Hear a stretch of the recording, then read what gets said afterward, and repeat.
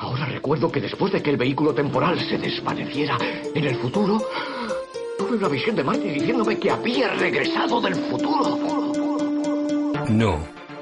esto no es Regreso al Futuro. Esto es Futuro Imperfecto. Desde el estudio de Los Salares, bienvenidos a nuestra radio de Alcalá de Henares.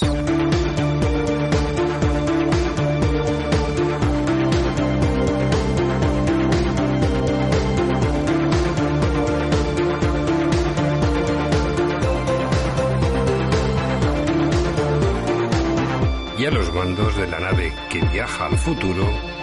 Javi Pater.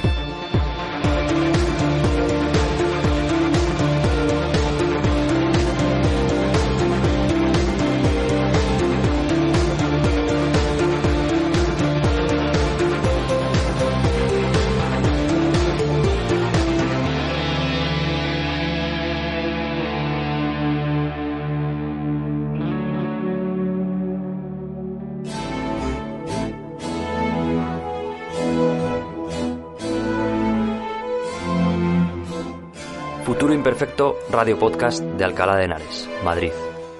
Una radio cercana, pero abierta al mundo. Os ofrecemos contenidos de cultura, reportajes, música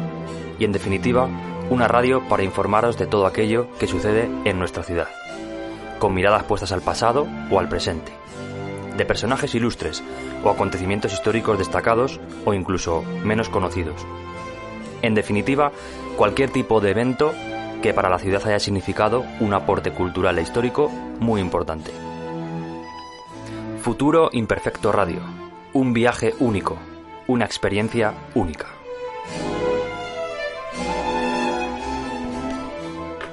Bienvenidos a Alcalá Festejante, el ciclo en el que recuperamos las huellas del esplendor festivo complutense. Hoy, en nuestro quinto programa, exploraremos la ciudad como escenario, un espacio vivo que se transformaba con cada celebración, donde la arquitectura, la calle y la fiesta se entretejían en una misma expresión de poder y de devoción. Los maestros de la arquitectura efímera levantaban arcos triunfales, tribunas y altares decorados con lienzos, guirnaldas y escudos, donde la madera, el yeso y el papel imitaban mármol y oro. Eran construcciones de un solo día, pero su belleza efímera perduraba en la memoria colectiva. Como nos explica la profesora Consuelo Gómez López, en Alcalá el espacio urbano adquiría un carácter teatral. La Plaza del Mercado, el Colegio Mayor de San Ildefonso o el Palacio Arzobispal se convertían en escenografías que reflejaban el orden celestial y el terrenal. Las fiestas no solo adornaban Alcalá, las modeaban, sus plazas y calles se adaptaban a las procesiones y celebraciones, configurando la trama urbana que hoy aún reconocemos. Y a continuación os dejo con la conferencia de Consuelo Gómez López. Y desde luego quiero primeramente mostrar mi agradecimiento a la Institución de Estudios Complutenses por haberme dado la oportunidad de participar en este curso, muy especialmente a Vicente Sánchez Montó, que contactó conmigo ya hace algunos meses y bueno, me permite de alguna manera volver a ponerme en contacto con un tema que ha ocupado muchos momentos, muchos años de estudio y de trabajo y de interés, que es pues el de la interacción que se produjo en la Edad Moderna entre el espacio urbano y la fiesta, o también de cómo el tejido urbano se fue transformando como un elemento simbólico o como una manifestación simbólica del poder. Bueno, mi agradecimiento también, aparte de la Institución de Estudios Complutenses y a su presidente, quiero que vaya a quienes, tanto desde la investigación local como desde la universidad, han ido manteniendo a lo largo de todos estos años vivo el interés por la investigación sobre esta ciudad, que no solo tiene un interés artístico y patrimonial muy evidente, sino que es además, y creo que esto debemos tener todos conciencia de ello, un modelo excepcional de cómo se produjo en la Edad Moderna aquí un laboratorio de las formas simbólicas del Estado moderno. Y creo que, por cierto, es un tema sobre el que todavía queda muchísimo por investigar y sobre el que yo animo siempre a los colegas de la universidad y a los doctorandos, porque creo que hay muchísimos temas de investigación que, a pesar de los estudios que ya se han realizado, quedan por hacer, abordándolo además desde las nuevas perspectivas metodológicas e historiográficas que han surgido en los últimos años. Bueno, entonces decía que el título de esta conferencia, que tienen ahí en la pantalla, pretende de alguna manera poner de manifiesto hasta qué punto la fiesta se convirtió en la Alcalá de la Edad Moderna en un potente mecanismo de construcción de la imagen de la ciudad y también de la forma de entenderla, no solo por quienes vivían entonces en la ciudad, sino también por quienes habitaban, sino también por quienes acudían a la ciudad y disfrutaban de los acontecimientos celebrativos por diferentes por acontecimientos excepcionales, ¿no? De manera que lo que pretendo es que veamos cómo la fiesta fue, como digo, un potente instrumento de transformación del espacio urbano que fue convirtiendo las calles, los edificios, las plazas en toda una serie de escenarios en donde el poder se representaba. Ya fuese el poder de la universidad, el poder de la Iglesia, el poder del concejo, pero también de los gremios o de las diferentes comunidades urbanas que habitaron en la ciudad de los siglos XVI y XVII. Y es importante que tengamos en cuenta, para comprender hasta qué punto esto fue importante o adquirió relevancia en la Alcalá de la Edad Moderna, cómo, a diferencia de otras ciudades castellanas, en donde la mayoría de las fiestas eran impulsadas bien por el poder real o por el poder episcopal o municipal, en Alcalá la situación se presentó desde el principio bastante singular y además fue una situación que enriqueció mucho el marco festivo de la ciudad. Como sabemos, Alcalá era una ciudad arzobispal, lo que garantizaba la presencia continua del poder episcopal en la ciudad, de los arzobispos de Toledo, pero también era una ciudad cortesana. Recordemos que antes de que Madrid se convirtiese en la corte permanente en 1561, se celebraron cortes ocasionales en Alcalá. De hecho, se firmaron algunos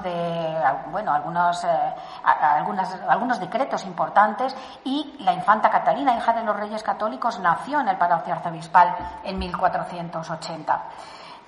Luego, una vez que Madrid en 1561 se convirtió ya en la corte permanente de la monarquía de España, Alcalá pasó a formar parte del circuito a partir del cual iban desfilando todos los cortejos que se dirigían a Madrid y que iban pasando por Alcalá.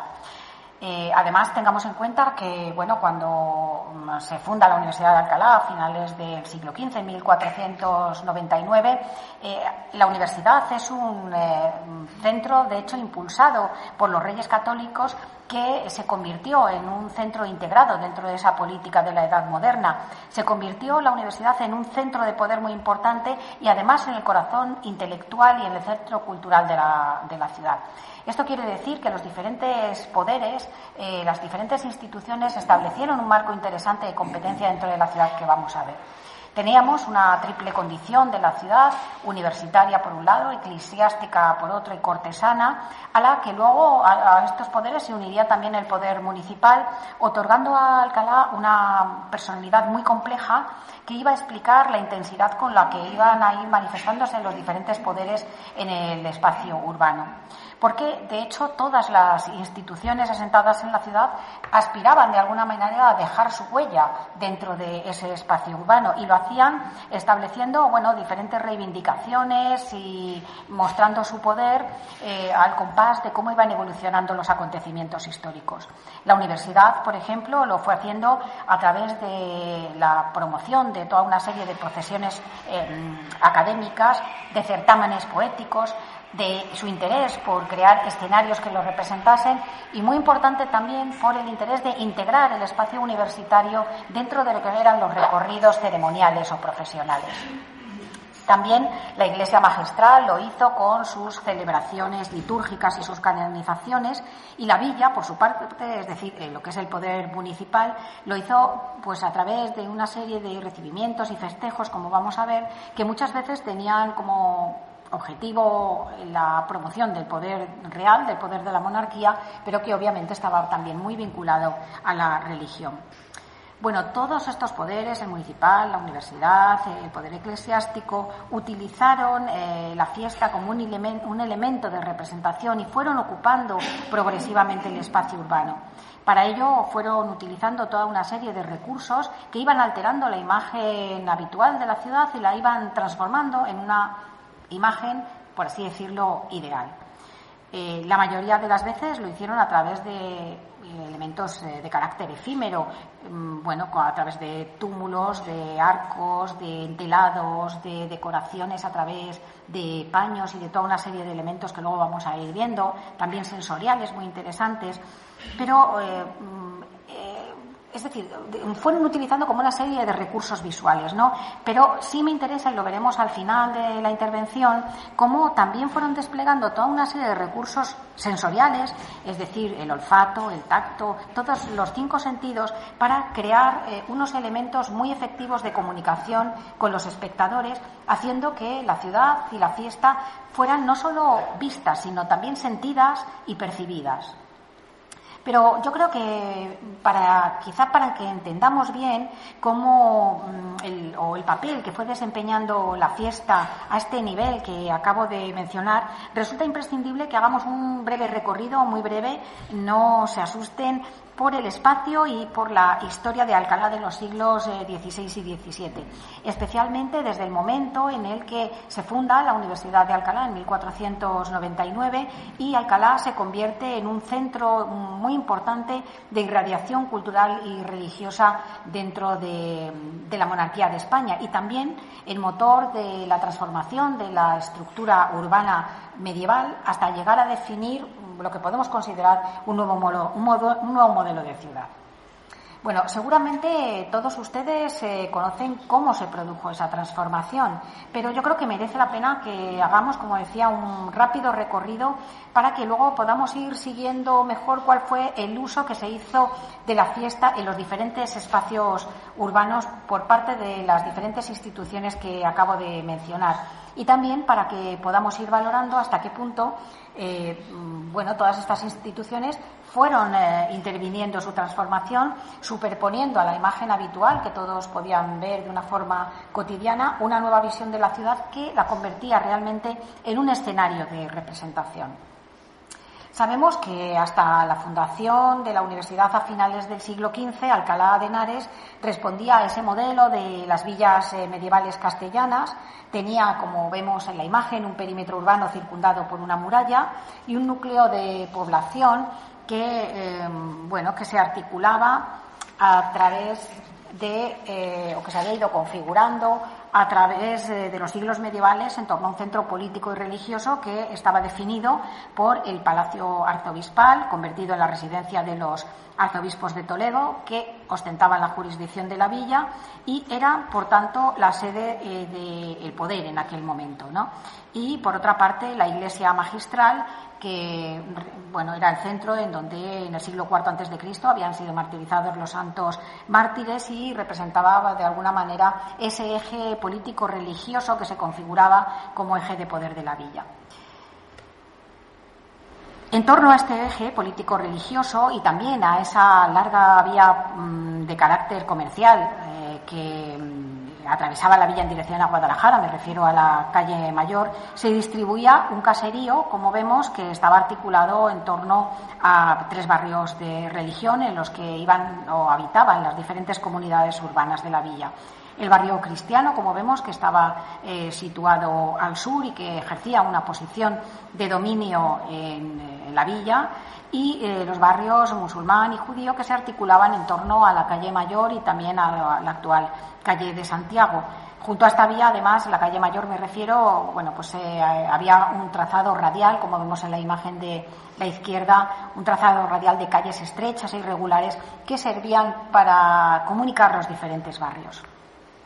Pero, ¿qué ocurre? Que los cambios comienzan a producirse en el primer tercio del siglo XV, cuando se incorpora al territorio intramuros el espacio que se situaba en la parte occidental de la villa, en el que tradicionalmente se celebraba el mercado semanal. Es este recuadro en rojo que vemos en la imagen de la derecha, y que por entonces era una zona pues prácticamente despoblada, y justamente en ese espacio es donde se iban a trasladar en este momento las casas del ayuntamiento, es decir, se iba a trasladar el poder municipal. Esto va a ser muy importante, luego lo iremos viendo como punto de confluencia de los intereses representativos tanto de la universidad como de la villa, porque constituye, digamos, el punto de encuentro de ambas instituciones. Bueno, esta intervención, como digo, sería absolutamente decisiva para el futuro de Alcalá, porque sería este espacio, mejor dicho, el elegido por Cisneros para poner en marcha su proyecto universitario. Un proyecto que iba a modificar no solo la imagen de la ciudad, sino también su propio simbolismo y el propio concepto de la ciudad, ¿no? Por entonces, en ese espacio, como decía, existían solo dos construcciones destacadas. Por una parte, el monasterio de Santa María de Jesús y también el beaterio franciscano de Santa Librada. Pero el proyecto de Cisneros era un proyecto de gran envergadura, un proyecto que preveía la construcción de 18 colegios para estudiantes pobres, 12 de los cuales estarían realizados en honor de los 12 apóstoles y otros 6 en honor de sus 72 discípulos. En ese conjunto, el Colegio Mayor representaría simbólicamente a Jesucristo. Esto quiere decir que se preveía un desarrollo de un proyecto que no solo iba a establecer una gran modificación del espacio urbano, sino que también iba a introducir una serie de elementos simbólicos que iban a ser que iban a determinar el modo de concebir la ciudad. Lo cierto es que con este proyecto se sentaban las bases para hacer posible la creación de un conjunto urbano que iba a ser bastante singular y que estaba basado en la creación de la construcción en un espacio en el que se podía intervenir sin apenas condicionantes, es decir, no era como en el espacio medieval, un espacio construido con calles y con casas, edificios que impidiesen hacer una proyección urbanística de largo alcance. Aquí teníamos un espacio semidespoblado en el que prácticamente se podía actuar con bastante libertad.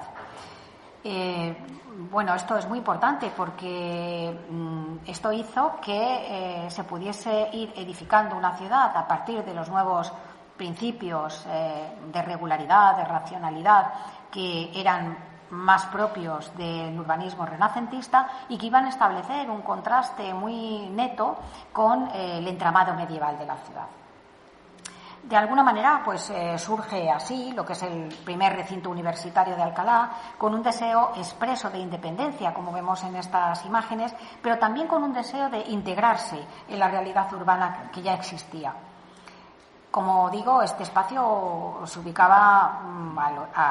en esta zona este de la villa, en torno a la plaza del mercado, con el monasterio de Santa María de Jesús, y en una primera fase realmente quedó circunscrito a muy pocas edificaciones. El Colegio Mayor de San Ildefonso, el Colegio de San Pedro y San Pablo, que se sitúa a su lado, y la iglesia de San Ildefonso y algunas casas de estudiantes. Pero ya en 1513 se produce lo que viene a ser la primera intervención urbanística de importancia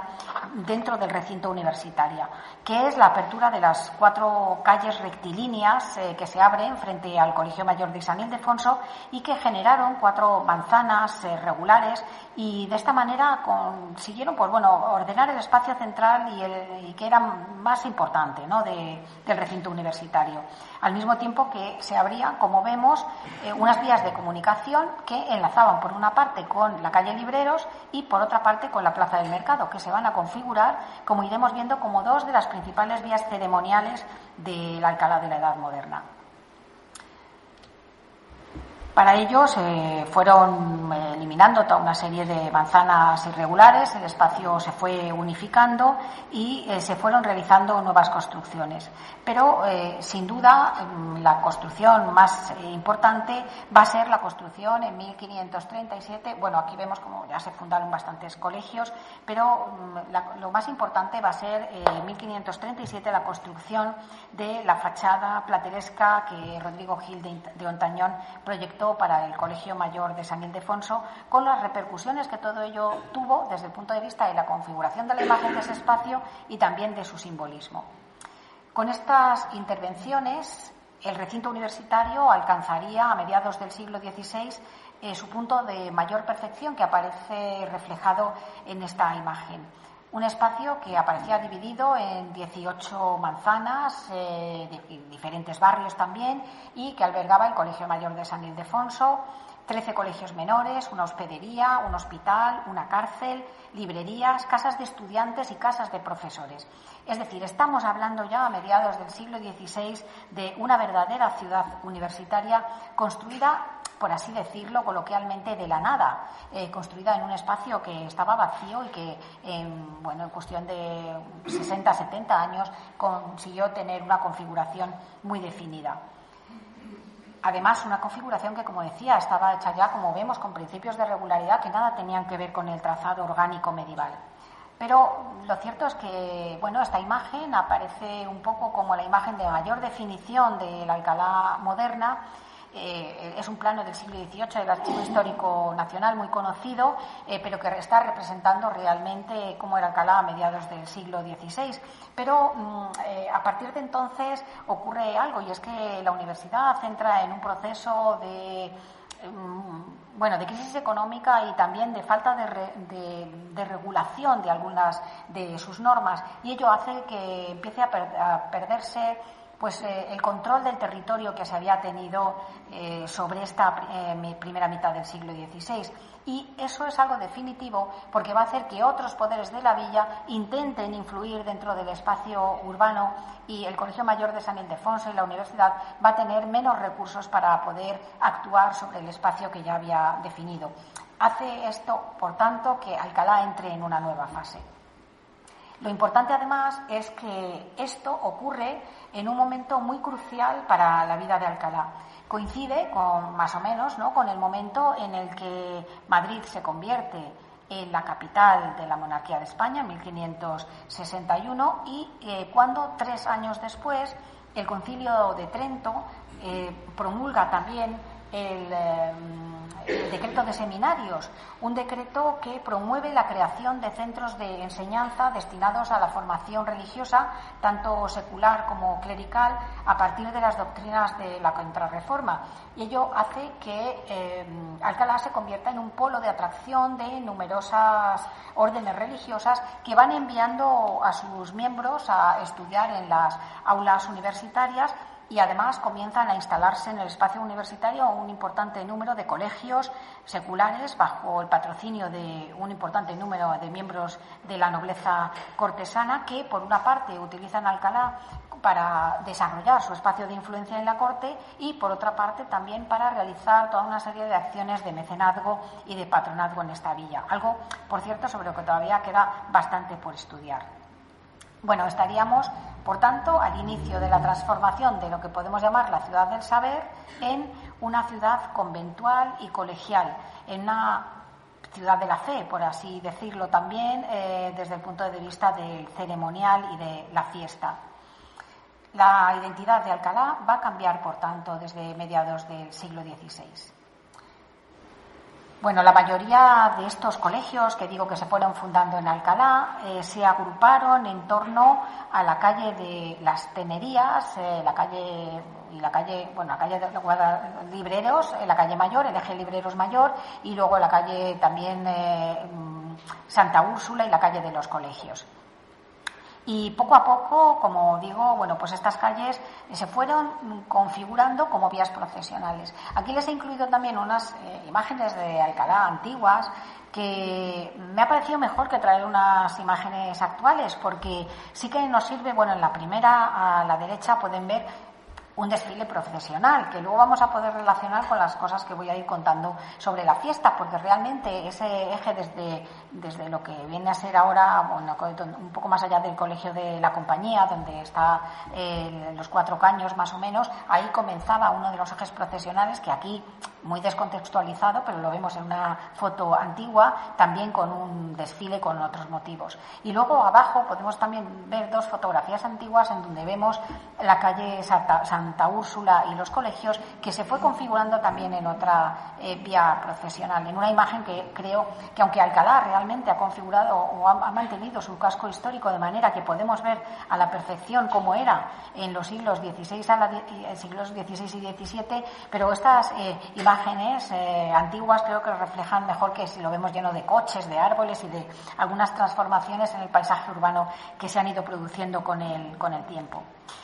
Bien, qué duda cabe que, bueno, este panorama que yo acabo de describir con la instalación de la universidad en el sector oriental de la villa vino a romper el equilibrio institucional que había tenido Alcalá como un territorio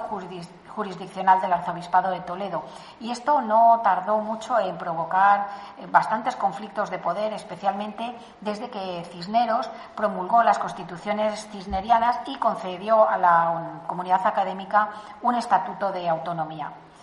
Por ello, bueno, ante el peligro de que el arzobispado quisiese hacer sus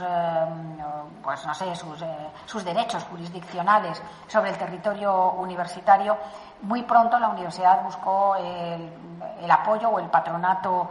real, cosa que no tardó en ocurrir desde la primera década del siglo XVI.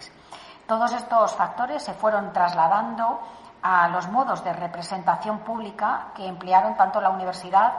como la villa y como el arzobispado, a través de los que se intentó siempre promover una determinada imagen de la monarquía que irá evolucionando con el tiempo, pero que, como vamos a ver, siempre todas estas instituciones se mantuvieron fieles a esa imagen. Y esta introducción me parecía, aunque haya podido resultar ahí un poco pesada al principio, pero era imprescindible que la tuviésemos o que la conociésemos para saber luego cómo se distribuye el marco espacial e histórico en el que se movieron los diferentes acontecimientos festivos y ceremoniales que ocuparon la ciudad de los siglos XVI y XVII. Bueno, decía que en este contexto la universidad tardó muy poco en ocupar el espacio urbano para construir toda una serie de escenografías que mostrasen a la universidad como lo que realmente era, el centro humanista más importante del reino. Para ello, el Colegio Mayor de San Ildefonso echó mano de las constituciones cisnerianas en las que había quedado regulado el ceremonial universitario, y ese ceremonial incluía, entre otras muchísimas cuestiones, pues algunas como que los colegiales o los oficiales llevasen una vestimenta que les diferenciase del resto de la población. Incluía también algunos signos de distinción que promovía la identificación de los miembros de la comunidad universitaria, del rector, de los consiliarios, de los colegiales, de los capellanes o de los porcionistas, y además determinaba también cómo debía demostrarse la universidad en los diferentes actos públicos. Aquí les he seleccionado simplemente un fragmento de esas constituciones cisnerianas. Veo que no se ve bien, no se ve entera la pantalla. Bueno, no se ve entera, pero bueno, puede servir así. Aquí pueden ver, aunque aparece un poco cortado el texto, cómo se determina ya, cómo los doctores, teólogos y los regentes en ejercicio marchen en medio de 2 en 2 y de 2 en 2 entre el rector y el sacerdote, es decir, toda una serie de elementos que están definiendo el ceremonial y cómo la universidad debe mostrarse en público. La primera oportunidad que tuvo la universidad de seguir estas instrucciones que habían sido dictadas por Cisneros para el ceremonial universitario y para construir de alguna manera un escenario de representación de la universidad, se produjeron muy pronto, en 1510, y la ocasión la brindó el recibimiento que organizó la ciudad y la universidad en honor del cardenal Cisneros tras su regreso triunfante de la campaña de Orán. En estos momentos lo que le interesaba realmente a la universidad era mostrar su organización interna y su valor o su imagen como comunidad. Y eso es realmente lo que hizo. Las crónicas de la relación nos cuentan que el cardenal entró como los césares romanos, triunfando,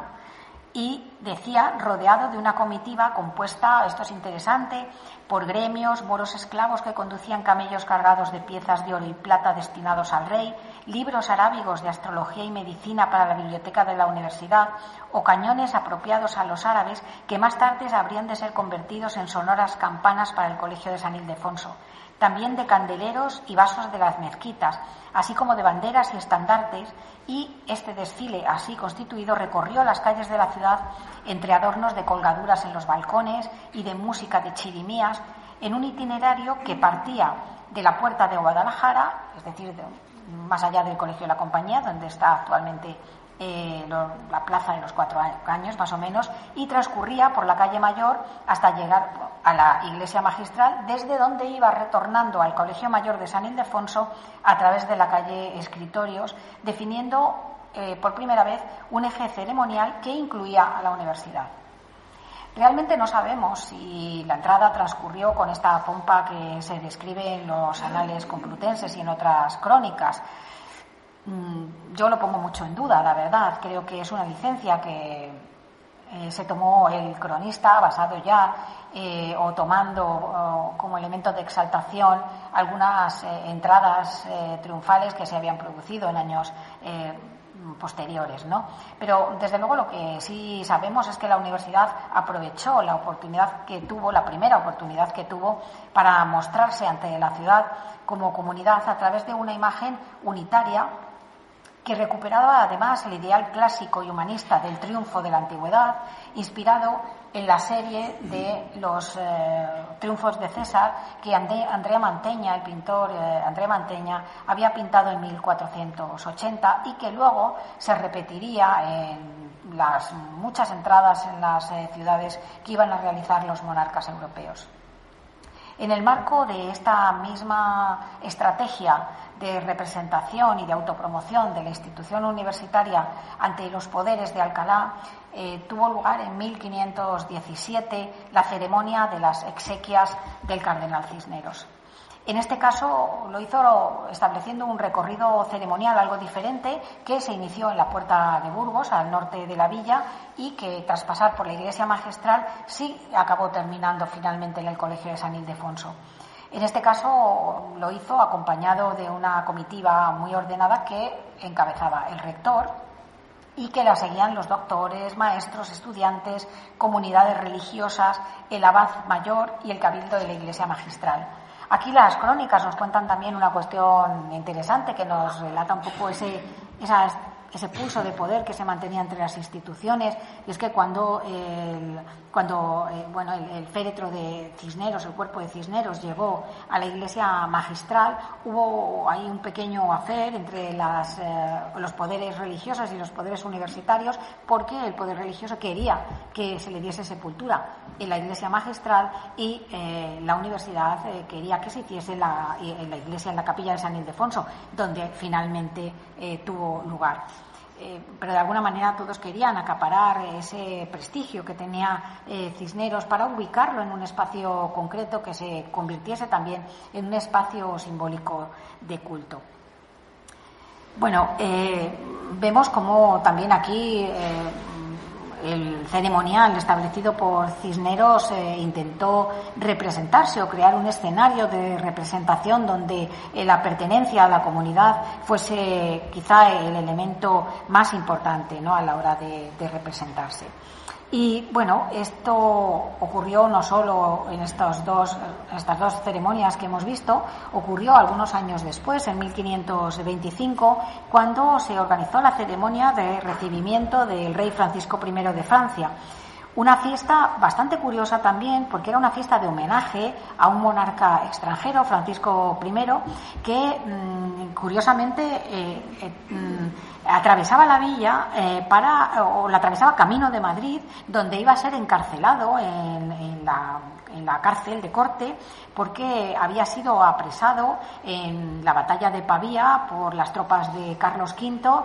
Y eso hizo que se trajese a la cárcel de corte hasta que se firmó el Tratado de Madrid, que no era otra cosa que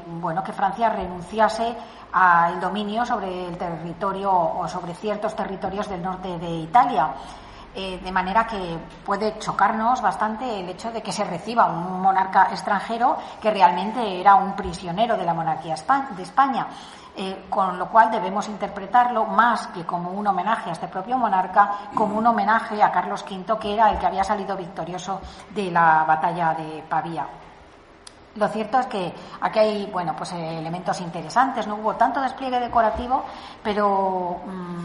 el recibimiento se hizo, o el monarca entró por la noche, algo que se va a repetir en otras fiestas y que tiene también, como veremos, su importancia. Pero sí nos dicen las crónicas que entró por la noche, pero que la ciudad se había convertido en una especie de selva de luces, con lo cual tenemos que hacernos también una idea de cuál era el grado de transformación de la ciudad con motivo de estos acontecimientos. Y además,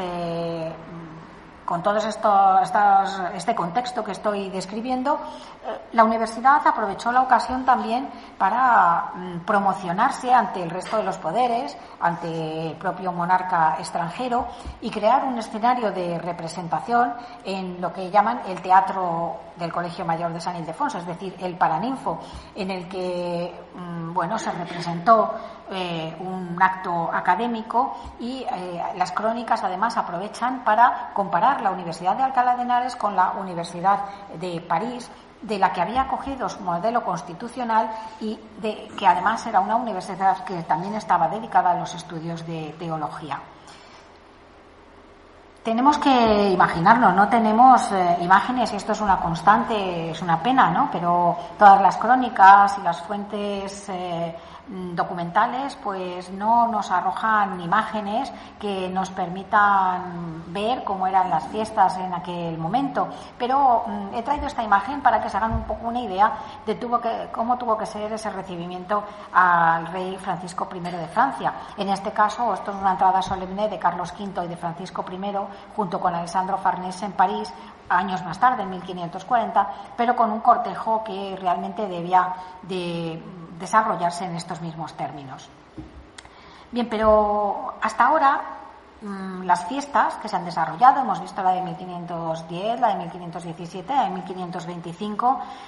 se fueron organizando, creando unos escenarios ceremoniales que otorgaban protagonismo a los centros representativos. Bueno, aquí, perdón que me había saltado esta imagen, simplemente es para que vieran un poco cómo los estudiantes también siguieron manifestándose con ese despliegue de ceremonial universitario que ya hemos visto, pero además acompañado de elementos sensoriales, en este caso la música, con serenatas desfilando delante del palacio, se creó una gran bandera de color, es decir, con toda una serie de elementos que iban configurando un escenario visual y sensorial. Pero decía que hasta ahora pues lo que hemos visto ha sido eso, pues el acompañamiento de música, paredes y balcones, fachadas enteladas, pero no hemos visto otros elementos de mayor envergadura. Lo que sí es importante es que se había ido definiendo ya un eje ceremonial que estaba aglutinado en torno a los edificios más simbólicos. El Colegio Mayor de San Ildefonso, por una parte, la Iglesia Magistral, por otra, y también el Palacio Arzobispal. Pero no hemos visto, como digo, elementos artísticos de gran envergadura que estuviesen alineados con lo que ya se estaba haciendo en otras ciudades, tanto peninsulares como europeas. Para ello vamos a tener que esperar a unos años más tarde, a 1546, cuando se produce el recibimiento del cardenal Silicio en Alcalá. Un acontecimiento bastante importante para la universidad, porque la universidad había vivido unos momentos un poco complicados con el arzobispo Tavera, predecesor del cardenal Silicio, de manera que, de alguna manera, la universidad quiso en este momento ganarse el favor del nuevo arzobispo y ponerse bajo su protección. En este caso, las crónicas lo que nos cuentan es que el recibimiento comenzó a las afueras de la villa de Alcalá, en el arroyo Torote, a donde salieron a recibirle el vicario, el corregidor de la villa y la nobleza complutense, y nos cuenta que la entrada se realizó, como en ocasiones anteriores, también por la puerta de Guadalajara, que ya en estos momentos se había convertido en el espacio oficial de recibimiento de los personajes ilustres en la villa. Algo que no deja de tener importancia y que debemos tener en consideración, porque esto hacía que, la entrada a través de la puerta de Guadalajara o la puerta de los mártires, como vemos en la imagen, daba acceso directo al recinto universitario a través de la calle Libreros, que he traído también en esta imagen porque, me ha parecido, seguramente estaría cogida a primera hora de la mañana y hay muy poco tránsito de gente, con lo cual podemos ver cómo era un poco esa configuración de la calle ancha, recta, que iniciaba el cortejo procesional que se convirtió habitual en el siglo XVI. Era, como digo, una calle suficientemente ancha y recta para que fuesen transcurriendo por ella los desfiles procesionales o ceremoniales. Y sería precisamente ahí en donde se iba a ir originando la vía ceremonial que protagonizaría la mayor parte de los actos festivos de la ciudad y que terminaría en la iglesia magistral o, dependiendo de los acontecimientos, también en el Palacio Arzobispal. No debemos pasar por alto, en este sentido, que el ingreso por esta zona de la villa situaba a la universidad en un lugar privilegiado de representación. Lo vemos aquí, todos conocen Alcalá y ven cómo desde esa puerta de Guadalajara se podía ir accediendo al recinto universitario o bien a través de la calle de las Beatas o la actual calle del Bedel se tenía además una perspectiva directa de la fachada de la universidad. Además, ya en el momento en que se celebra el recibimiento del cardenal Juan Martínez Silicio, tengamos en cuenta que ya estaba edificada la fachada de la universidad, con lo cual no solo se había configurado un recinto universitario plenamente definido y con una identidad propia, sino que además la fachada le había otorgado un simbolismo especial. Por eso, esta entrada de 1546, más allá de lo que nos relatan los anales complutenses sobre lo que es una entrada triunfal, nos transmite la idea de un momento en el que habían comenzado a dejarse ya sentir en España el influjo de algunas ceremonias como la coronación del emperador Carlos V en Bolonia en 1530 o también de las entradas triunfales que se realizaron en Italia. Aquí vemos dos de los arcos que se realizaron, en este caso en la ciudad de Génova, para el recibimiento de Carlos V, y que eran, estos elementos eran aprovechados para desplegar un complejo aparato decorativo que estaba repleto de imágenes alegóricas que en el caso de Alcalá de Henares estaban referidas al prestigio de la universidad, de la villa, del cardenal Cisneros, una alabanza de la monarquía, etcétera. Son programas decorativos muy muy complejos sobre los que ya se ha hablado y se va a hablar en este seminario, y que por sí mismos darían lugar para no por una conferencia sino unas cuantas. Siguiendo un poco la línea de estos acontecimientos que ya estaban ensayados en toda Europa como elementos de prestigio y de magnificencia del poder, se levantaron varios arcos. Uno de ellos, un arco de 3 puertas, que se situaba en la puerta de Guadalajara, y luego la villa hizo otro que también se describe como un arco magnífico, que se situó, como vemos, en la desembocadura de la calle Mayor. La Puerta de Guadalajara, por tanto, lo que estaba haciendo era iniciar así una perspectiva que iba a concluir en la plaza de abajo y que iba a cerrar de esta manera una vía ceremonial, creando un escenario festivo que iba a repetirse ya en todos los despliegues decorativos que se produjeron en esta calle en las diferentes fiestas que se iban a desarrollar en los siglos XVI y XVII. También en esta ocasión, además, la fiesta incorporó en su recorrido el ámbito más simbólico y monumental de la villa medieval y de sus poderes, incluyendo una ceremonia religiosa que en este caso tuvo lugar en la iglesia magistral y que dio paso además al cortejo hacia el Palacio Arzobispal, como vemos en el plano de la derecha. Se iban delimitando así, y esto es importante, a medida que la ciudad se iba transformando con las reformas introducidas por la universidad, los diferentes escenarios de representación de los poderes, que además se iban articulando de una manera secuencial, ¿no? Según se iba avanzando, cada uno de los poderes iba a tener su propio escenario o su ámbito espacial de representación. Quizá por ello, cuando en 1556 la universidad y la ciudad recibieron instrucciones para celebrar el nombramiento de Felipe II como sucesor de Carlos V, la universidad lo que hizo fue tomar la decisión de establecer su propio escenario de representación. Un escenario que obviamente iba a transcurrir en torno a la universidad, a su corazón universitario, al Colegio Mayor de San Ildefonso, pero también a sus calles adyacentes. Un espacio que, como digo, ya entonces estaba organizado de forma racional, regular, bien articulada y con toda una serie de calles que por entonces ya los documentos las denominan como las calles de la universidad. Esto quiere decir que ya estaban vinculadas espacial y simbólicamente a esa institución. Era, por tanto, un espacio ya propiamente universitario que se aprovechó para crear un propio escenario con una decoración que se hizo en torno al Colegio Mayor en honor de Felipe II y que incluía inscripciones que exaltaban la figura de Felipe II como un monarca vinculado a la religión, a la contrarreforma y también como un rey que protegía a la universidad. En esta ocasión, además, la universidad aprovechó también como para exaltar sus glorias literarias y, bueno, se hizo la proclamación del rey pues en un tablado revestido de tapicería, con arcos de yedra y de laurel, sobre el que luego comentaré algo más. Pero si existe realmente una ceremonia dentro de la fiesta alcalaína del siglo XVI en la que la universidad realizó una verdadera escenografía de su poder,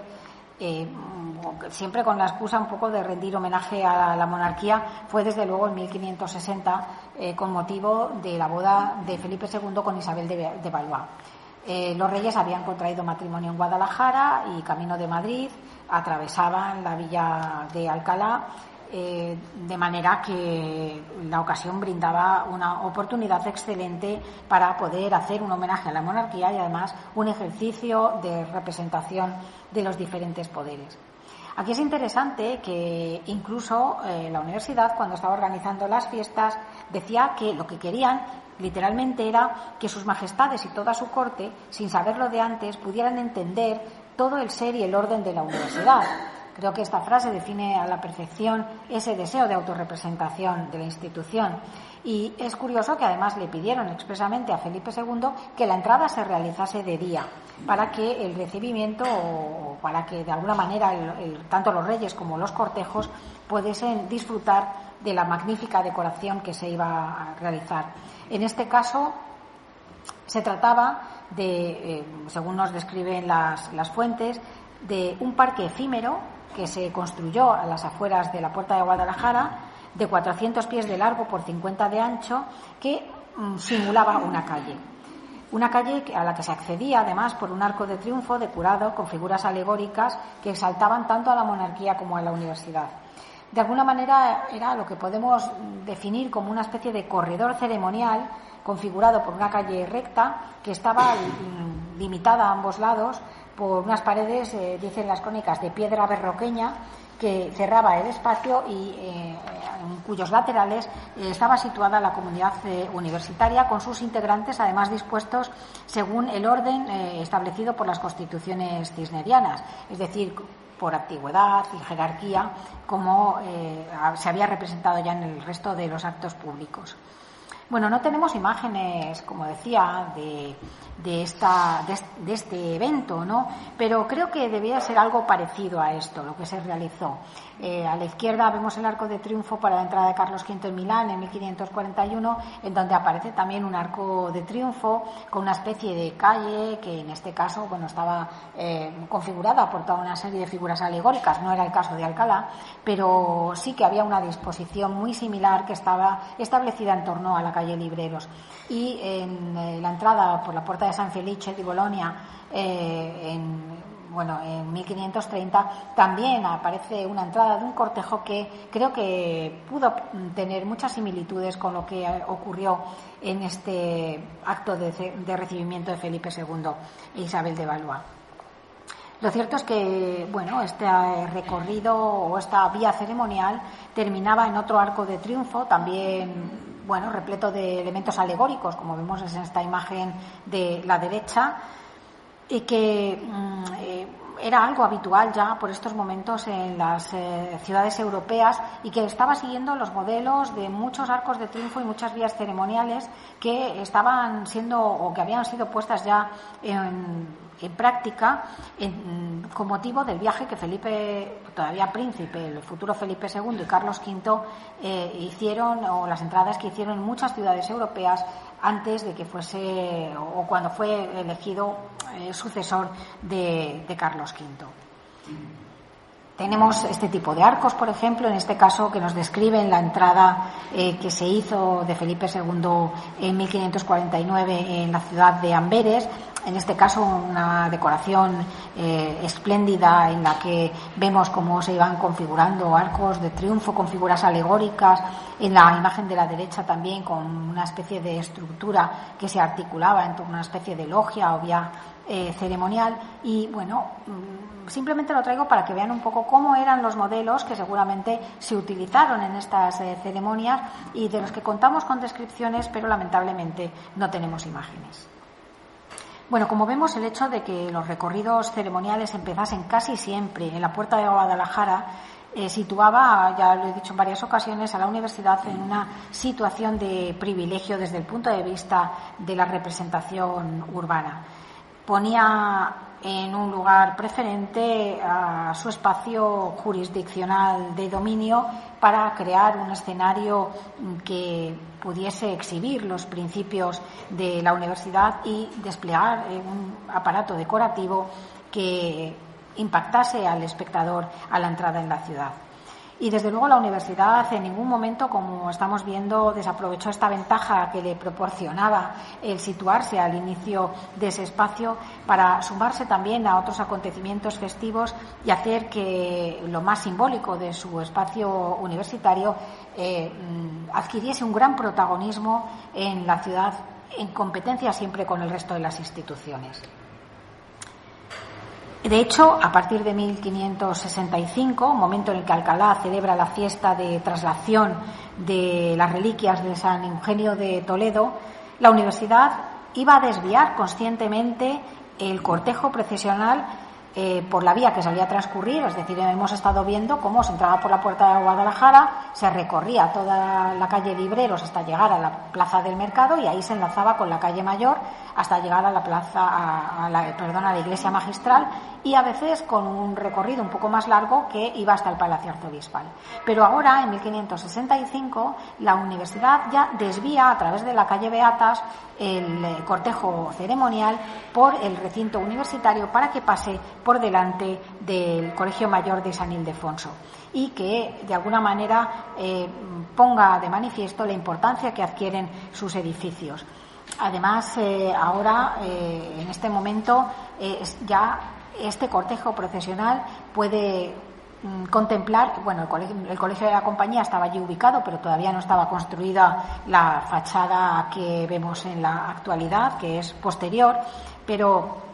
sí que se ponía ya de manifiesto, como vemos en la cartela que aparece acompañando a esta figura,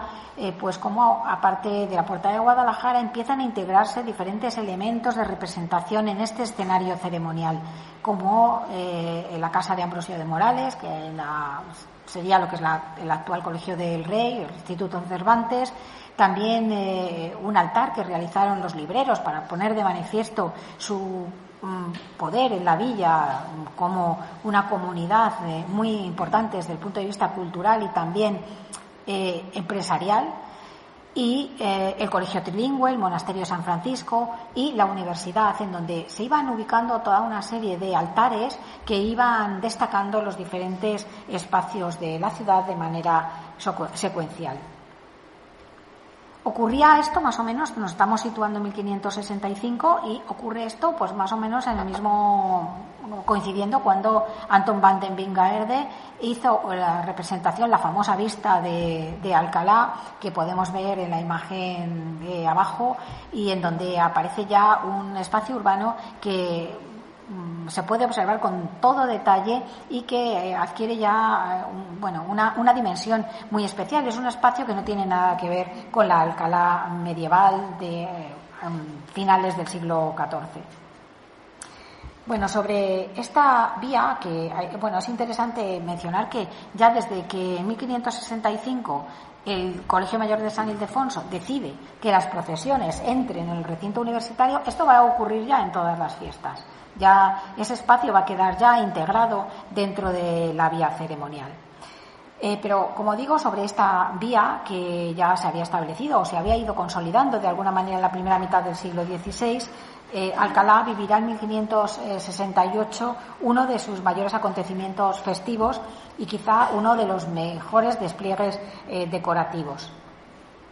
La oportunidad la brindó, como digo, el recibimiento de las reliquias de los santos Justo y Pastor, que era un acontecimiento que se integraba dentro de todas esas manifestaciones políticas y culturales de la Contrarreforma que iban siendo promovidas por la monarquía para intentar conectar el poder real con la religiosidad popular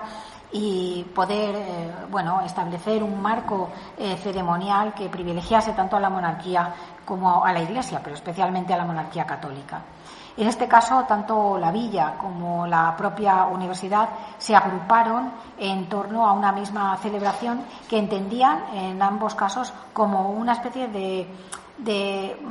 servicio a la corona, de servicio al poder real, pero también como un ejercicio particular de representación. Para ello se hicieron diferentes arcos, como vemos aquí, pero vamos a volver a esta.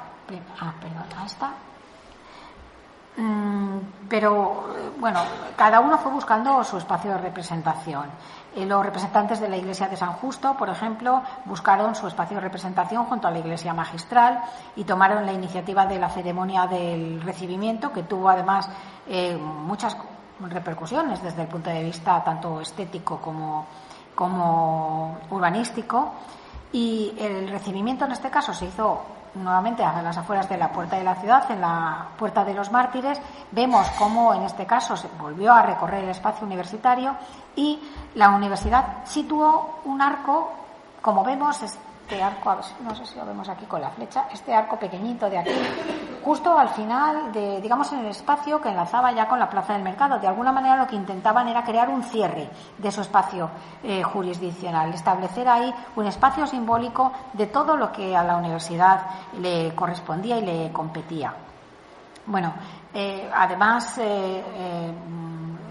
intentando transformar la imagen de la ciudad, la fachada de la iglesia magistral fue cubierta con un arco efímero que la cubría, y que, si nos damos cuenta, tenemos a la derecha la imagen actual de la iglesia magistral, que está realizada en un estilo gótico, y junto a ella o sobre ella se instaló un arco que lo que intentaba era cubrir esa imagen medieval con una representación que estaba más alineada con esos arcos vinculados al arte del Renacimiento,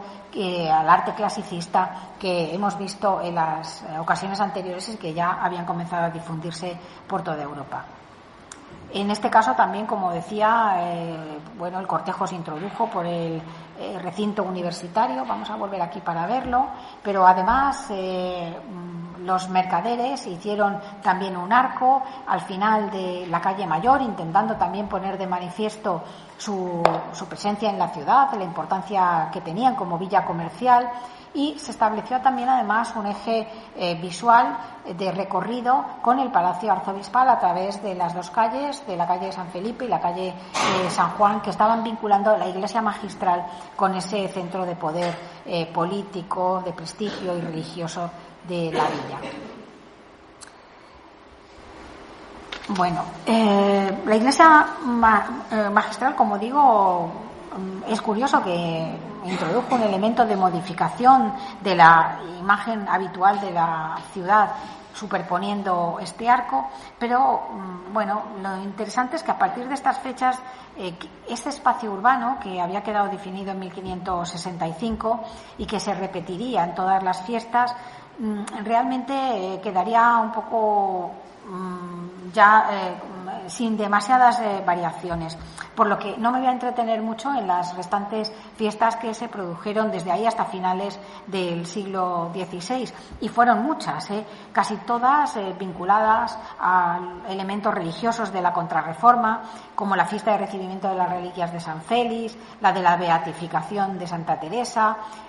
o las de la Inmaculada Concepción, pero también algunas que se realizaron para celebrar el paso de personajes ilustres por la villa, del duque de Lerma, por ejemplo, del archiduque de Austria o también del cardenal Barberini, ya en el primer tercio del siglo XVII.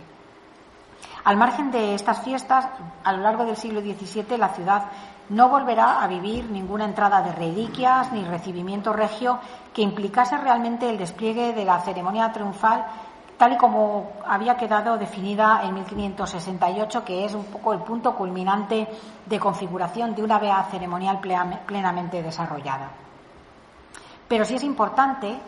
que veamos cómo a partir de 1589 sí que se incorpora a esta vía ceremonial otra que va a partir, en este caso deja fuera el primer tramo de la calle Libreros, parte ya más del límite con el espacio de dominio de la universidad, pero que transcurre por la calle Mayor hasta la iglesia de San Justo, pero hace un recorrido luego que vuelve por la calle Santa Úrsula y la calle de los Colegios, y que si vemos, pues,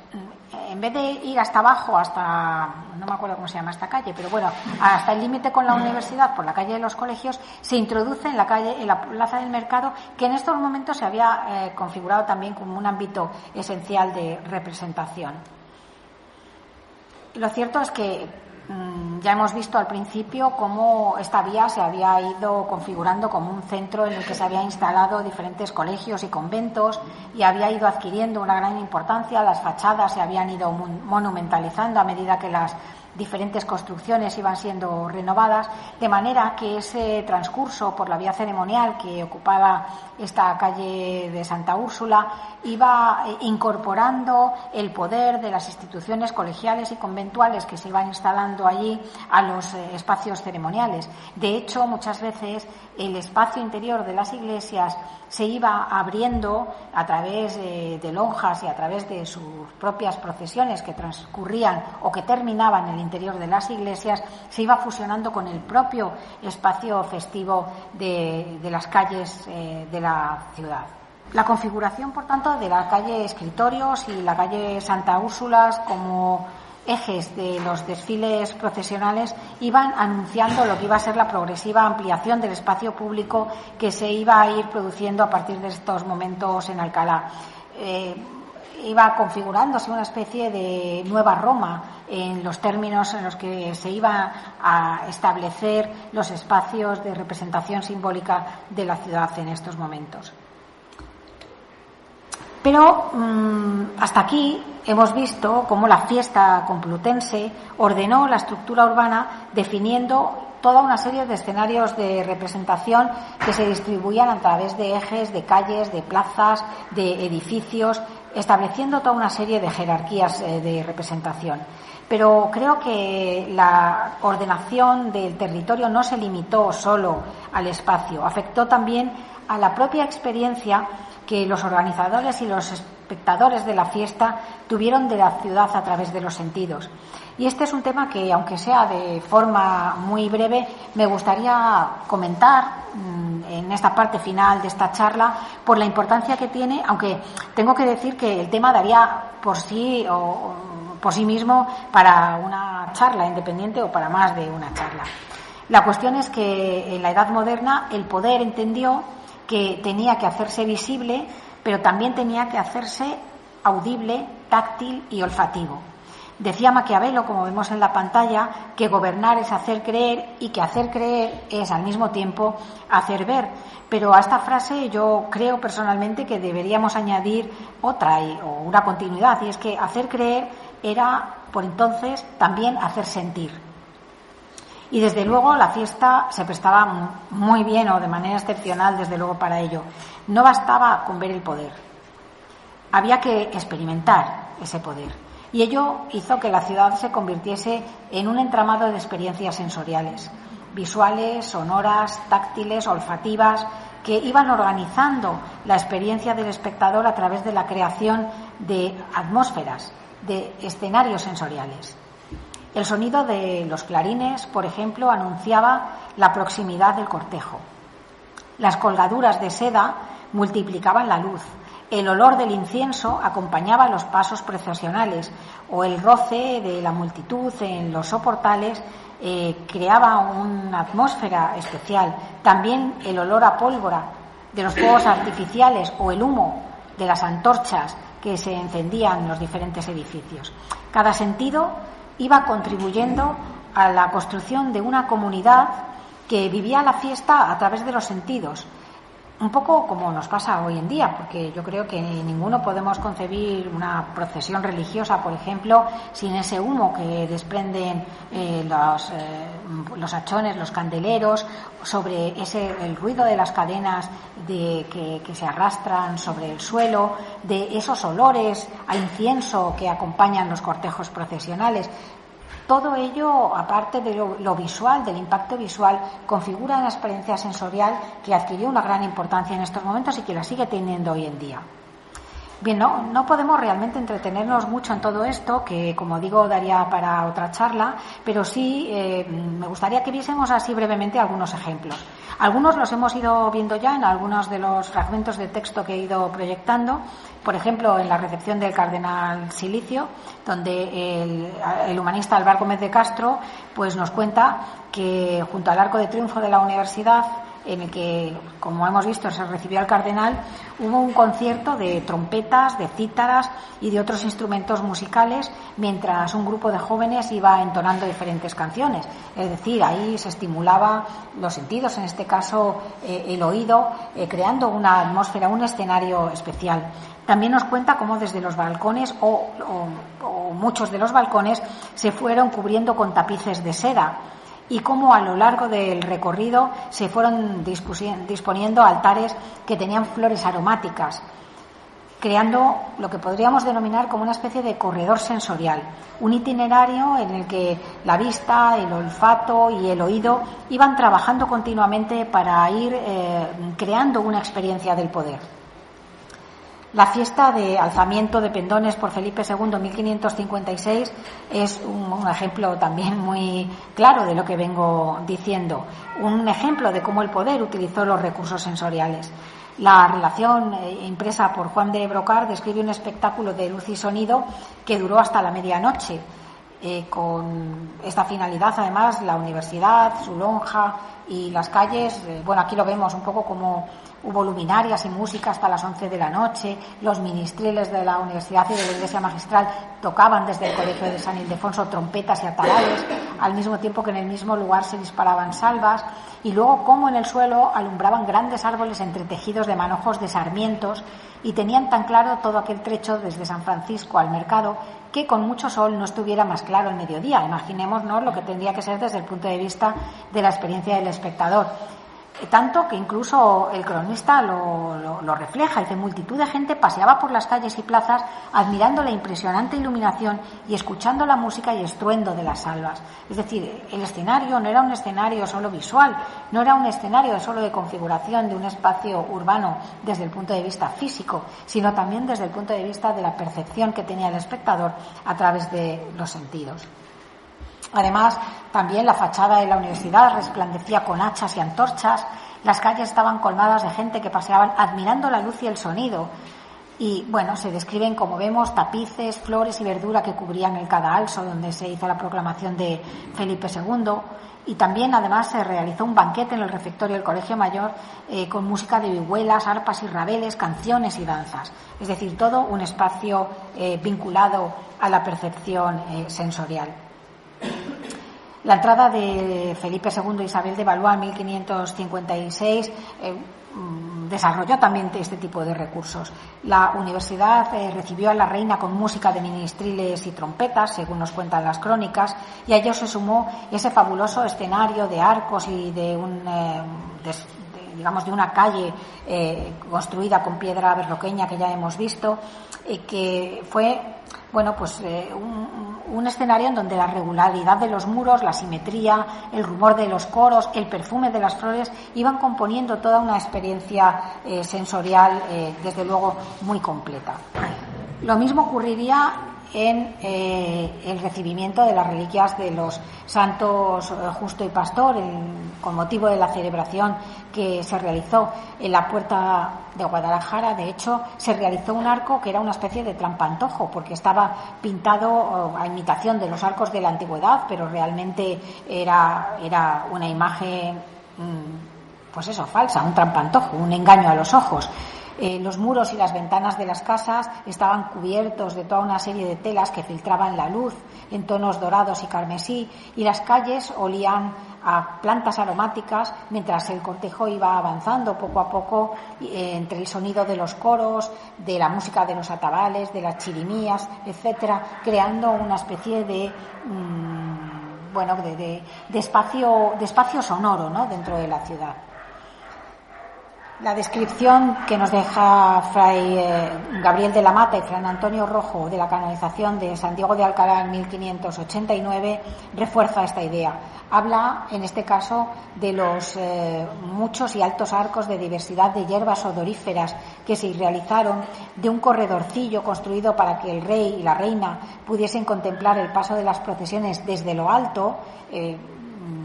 promoviendo un poco esa visualidad de la fiesta, pero en un ambiente que, según nos cuentan las crónicas, estaba saturado de músicas y de luces.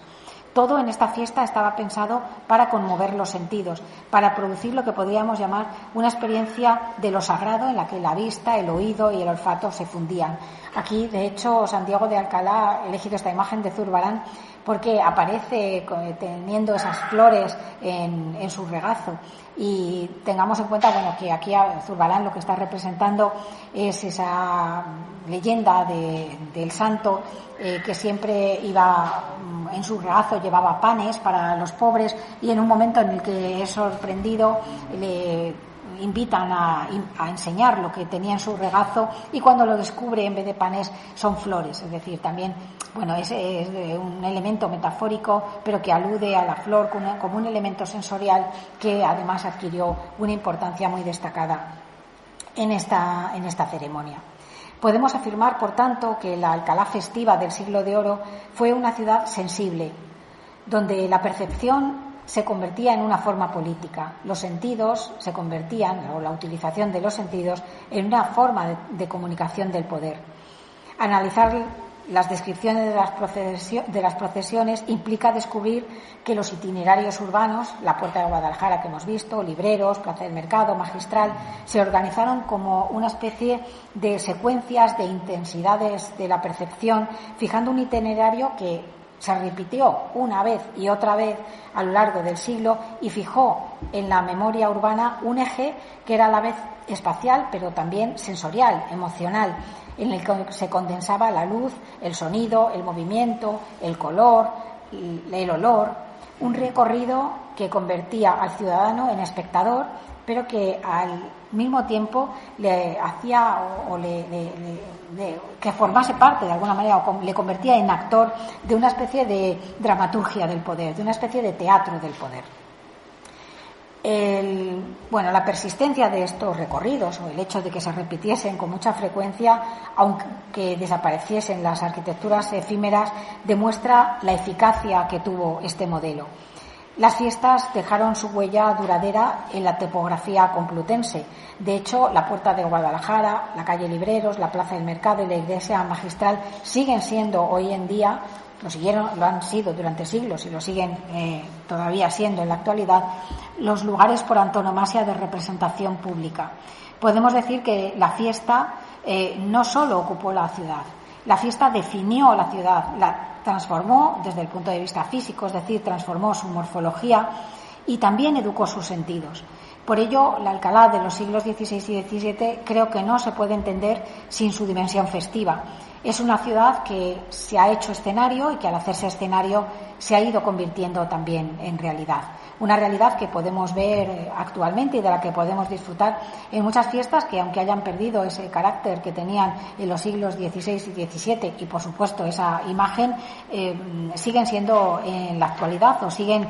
teniendo o privilegiando los espacios que ya en aquellos momentos servían de elementos esenciales de manifestación pública. Nada más, muchas gracias.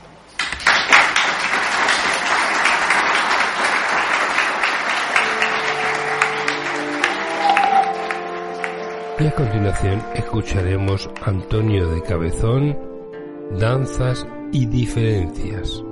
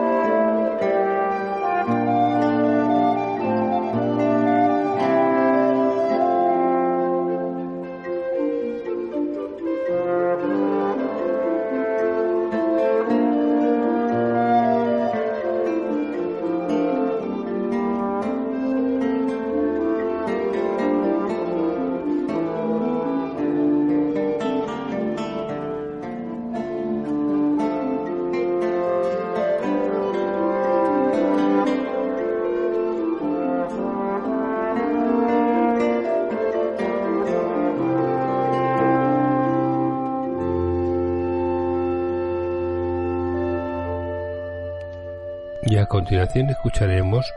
Bailes del Siglo de Oro, Capella de Ministers.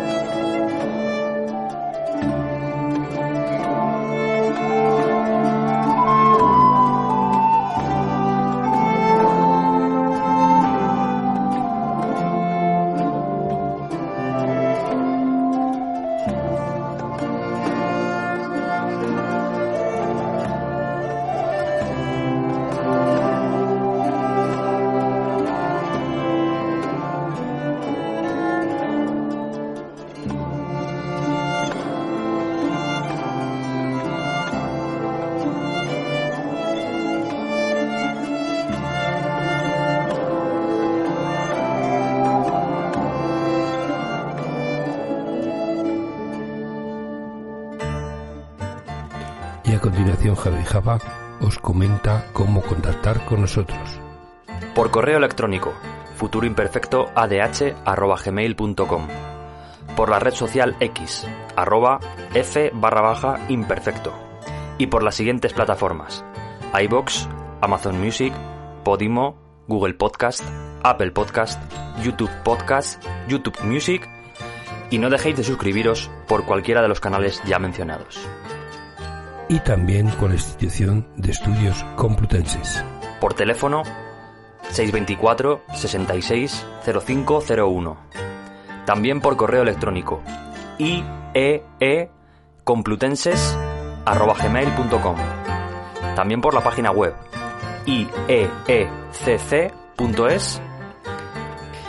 Y el horario de oficina es martes, miércoles y jueves de 10 a 1 del mediodía. A todos los oyentes que todavía no sois socios, os animamos a colaborar con esta asociación y ayudar a la difusión de la historia de nuestra ciudad,